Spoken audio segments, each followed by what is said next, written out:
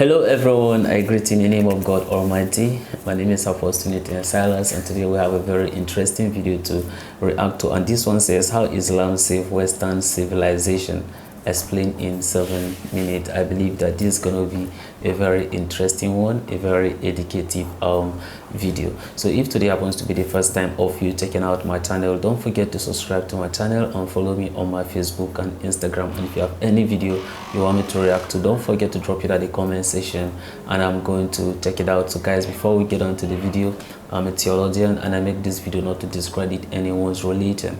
This is basically for educational purposes, and I believe that at the end of this video we all are going to learn from it. So let's get on to the video and check out how Islam is able to save Western civilization. Okay, breaking news.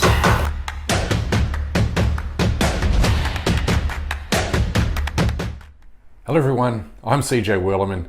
Don't forget to hit the subscribe button below and please help keep our show going and growing by supporting my journalism at patreon.com/CJ Now let's get into it. Western propaganda is a hell of a drug because it has you believing that Western civilization is responsible for all the cumulative technological advances that have given us computers, smartphones, modern forms of travel, and modern medicine. But did you know that none of his achievements were possible without the religion of Islam?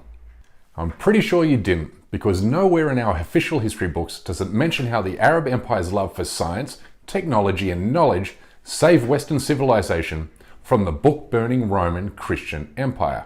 So in the remaining 5 minutes of this episode, I will explain how Islam saved Western civilization from itself. But first I must give credit where great credit is due, namely Dr. Roy Casagrande, who recently delivered a 2-hour presentation on this exact topic. Okay, we start with the year 285 BC, when Egyptians constructed the Great Library in Alexandria to collect and house all of the world's written information, making the Egyptian city the world's capital for knowledge and learning. Every conceivable piece of human knowledge was housed at the Great Library. Its sole purpose was to help the world advanced technologically, allowing scholars to build on the work of others who came before them.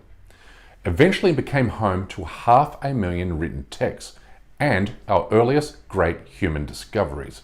Eratosthenes not only realized the Earth was round, but calculated its circumference and diameter within a few miles of their actual size. Heron of Alexandria created the world's first steam engine over 1,000 years before it was finally reinvented during the Industrial Revolution. The Great Library existed for 6 centuries, but in roughly 400 AD, the Christian Pope issued a decree to have the Great Library destroyed, because he feared science and knowledge would threaten the growth of Christianity and therefore the Roman Empire. This crime is said to have set human civilization back a full 1,000 years, having destroyed texts that pointed to the future of technological and scientific progress. But as good fortune would have it, human civilization gets a lucky break when the Persian Emperor Shapur the Great establishes his own great library, or what he calls the Great Academy of Gonde-Shapur, in what is Iran today. In Gonde-Shapur, he builds an academy that will be the Persian equivalent to the Great Library. And he starts collecting books. He's having trouble getting Roman books because the Romans and the Persians hate each other so much, but he's having no trouble getting Chinese texts and Indian texts. And so he's adding those to the Persian knowledge. Lao Tzu, he gets Lao Tzu, one of the greatest philosophers in human history. The Academy in Gonde-Shapur soon becomes a destination of refuge for scholars and scientists who fled persecution from the book-burning Roman Christian Empire in the 6th century, taking with them texts they had saved from the Great Library in Alexandria and later the Academy of Athens. 1 century later, in the year 632, the religion of Islam arrives on the Arab Peninsula, and within just a few decades, Prophet Muhammad, despite being outnumbered, out-resourced and undermanned, leads these Muslims to victory over the centuries-old Roman and Persian empires. No way the Arabs should prevail. Within a few decades, they completely conquer the Persian Empire. It was 1,200 years old at that point. Can you imagine a 1,200-year-old empire? You can't comprehend it not being there. In the period spanning roughly 80 years, from 632 to 711 AD, the Arab Empire reached from Pakistan to Spain, making it the largest empire the world has ever known.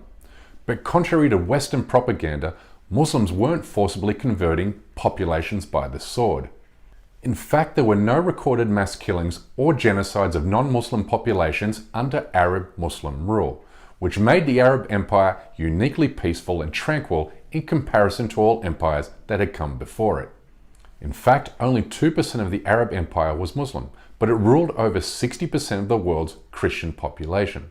But what made the Arab Empire really stand out from the leaders of the Roman Christian Empire was that the Muslims were humble and intellectually honest in proactively seeking out knowledge and scientific understanding.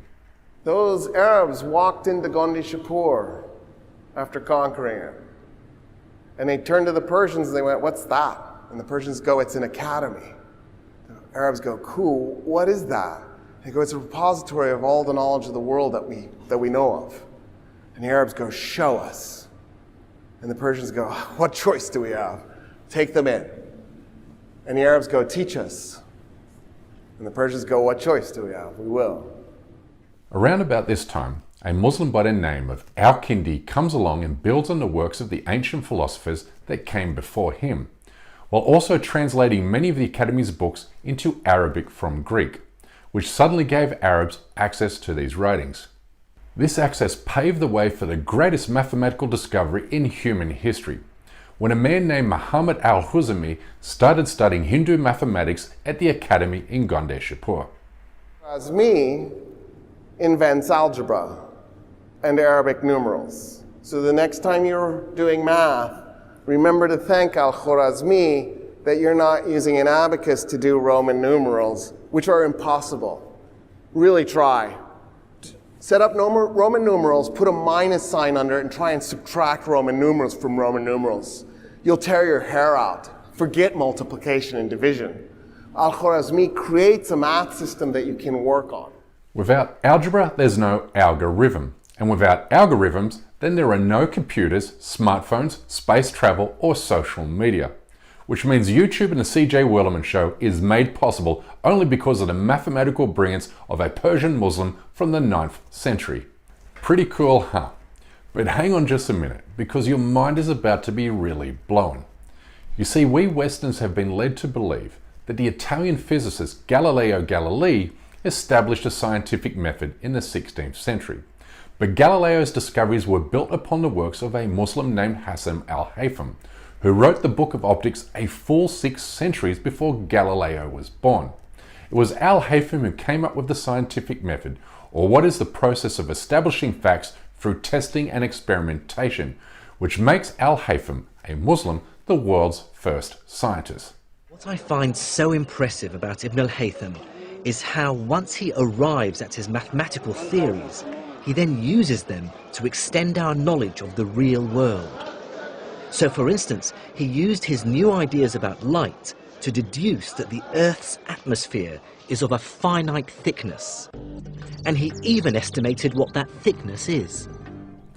Arab Muslims not only invented modern agriculture and modern plumbing, but also founded the coffee industry by bringing coffee beans from Ethiopia to Yemen and then planting them in the province of Yemen called, funnily enough, Mocha.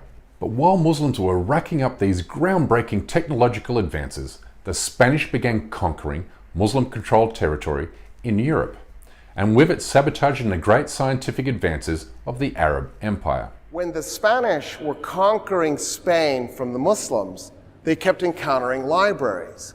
The popes kept issuing edicts to burn all the books, just like when they had burnt the Great Library and just when they shut down the Academy of Athens. They wanted to continue this. The thinking went, you only need one book, it's the Bible. Why are we doing this science stuff? We don't need this. What we need to do is purge the libraries of all these books that make me feel uncomfortable. Oh, no, that's now. Oh, wait, no, that was then too. It's so confusing how nothing changes.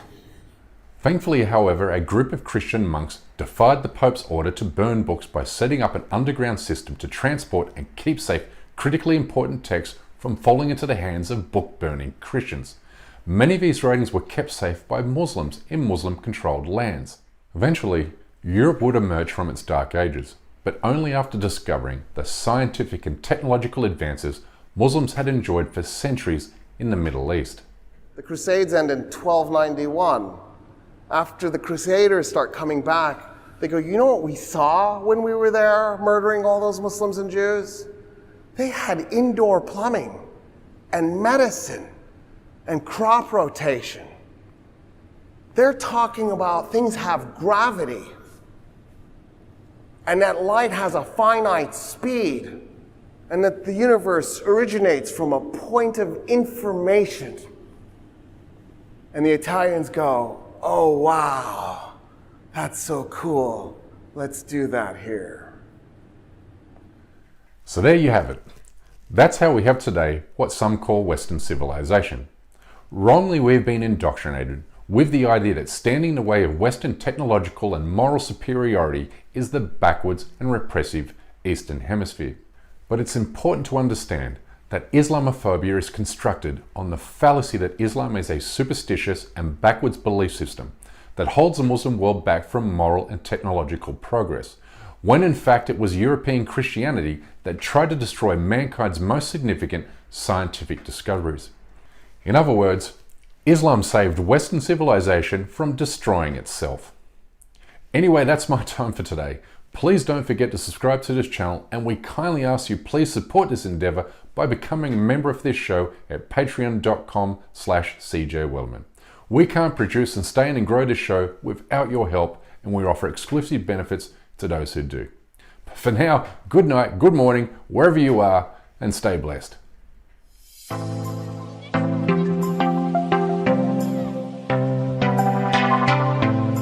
That's a very interesting video learning about this Islam saving the Western civilization. Of course, this video have exposed me to a lot. To you know, it makes me to remember some of those things. Like, yeah, truth about it is I did not know that this Muhammad Al-Kazimi was one of the people that contribute when it comes to algebra, and then some of the scientific discovery, and then also agriculture. We could talk about, in a sense, crop rotation and all that, which the Italians were able to like learn from them to be able to save its civilization.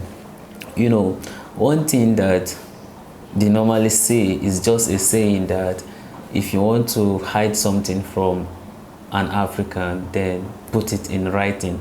I was thinking that this is just only applicable to an African, but it was also affecting the Europeans, because when you look at it according to the video, you realize that when the Arabs were trying to hide some of the things, they rather would build knowledge, they build libraries, and then therefore they collect several forms of information that is going to benefit them, whereas the rest were busy engaging themselves in war and all those things, right? Yeah, whereas those people are building libraries, learning about history, about different people, different dispensations, some of the things they did do and all that, and was able to like help them to be able to educate themselves and expose them to a lot of knowledge, to the point that the European have to be like, oh look, these people, we can actually learn this from them, we can learn crop rotation from them, we can do this, and it was able to to benefit them, you know. It's today I will remember algebra, just like the video, and I didn't know that this is how it comes about. It's very interesting. Of course, I know that the Islam, or should I say the Muslim, have really contributed a lot. And if we talk about some of the modern architecture today, we can still return back to the Arabian Peninsula. You could look at the kind of development that is being seen there. They have developed the place in such a way that everybody wants to go to vacation in that place to come and witness some of these things, you understand, that is currently happening in this world. And it's very interesting, you understand, yeah, witnessing some of these things happening. I just pray that may God continue to guide us, even though we know that all these things that we are seeing are as a sign of the last day. That's in according to what the prophecies of Prophet Muhammad, which says that the Bedouins shall compete in building tall buildings. All these things has come to pass and they are happening. So it is high time for us to be very closer to our Maker, knowing fully well that what the trumpet can sound anytime. And then when the trumpet sound, where will you find yourself? That's a question for me and you to ask ourselves. So guys, this is the end of my video. If you like my reaction, you should like, share and subscribe. And if you have any video you want me to react to, don't forget to drop it at the comment section and I'm going to check it out. So guys, you remain blessed and have a wonderful day.